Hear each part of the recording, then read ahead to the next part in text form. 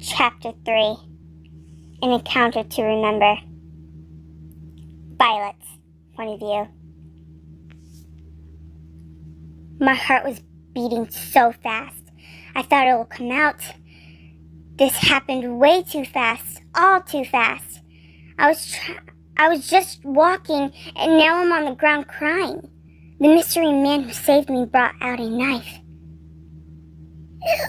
Just what the heck do you think you're doing, you bizarre loser?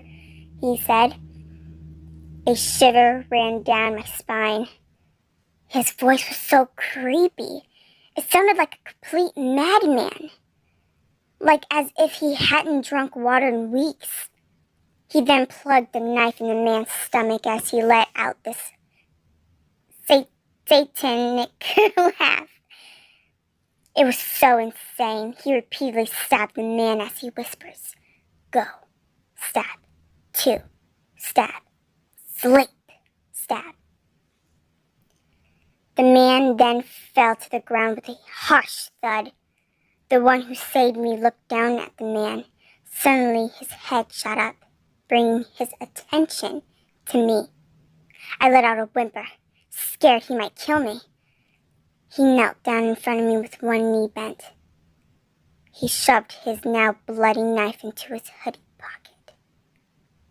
"Don't worry, I won't hurt you," he said, what seemed to be a soft voice. I apparently found my voice. I decided to take a chance to let out my question I desired to ask. Who are you?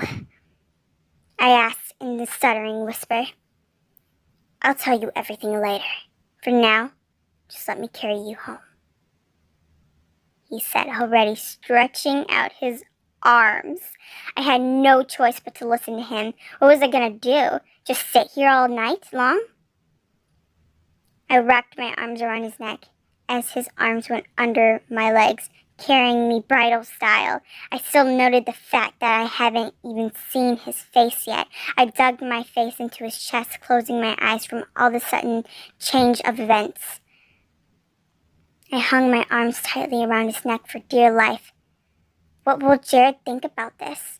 He's probably so worried right now. He might even be... Look! Wait! A question popped into my mind. How will he take me home? He doesn't even know where it is. My eyes shot open. I looked around and we were already at my dorm. How did he know where I live? I suddenly began to get scared. The man set me down on a sofa. Inside the house. Okay. Oops, sorry. Fourth wall breaking. Then he was turned on the lights. But his back was facing me. He was already leaving for the door. Wait! You said you'll explain, I nearly shouted. He came to a abrupt halt. It seemed as if he was nervous. Without thinking about it, I just blurted out, "Can I see your face?" He let out a heavy sigh and slowly turned around. And when I saw his face, my heart dropped and I let out a sharp scream. He had a pure white face. He had a huge smile carved in it and these eyes with no eyelids. He couldn't be born like that. It's just impossible. But the black rim surrounding his eyes told me he must have burned them out. The smile was the most terrifying part. It spread from one earlobe to the other and showed off his gums and his white teeth. I didn't even notice the black hair that covered most of his forehead. I had one question. Why? Why would he do this to himself? Is it because of something that happened in his life? I was even just about to ask. I opened my mouth and asked when he suddenly said without any warning, and as if he could read my mind, "If it's about my face, don't ask. I'll explain that to you later."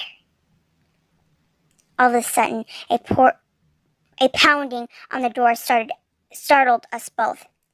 Smile guy, I decided to call him that, whipped his head towards the door. Violet, Are you okay? It was Jared. He had worry and nervousness in his voice. He must have heard my scream and thought I was in danger. How nice of him, I thought in my mind. Shoot, Smile Guy said in his angry tone. He quickly scrambled towards the nearest closet door I had. I let out a breath I didn't even know I was holding.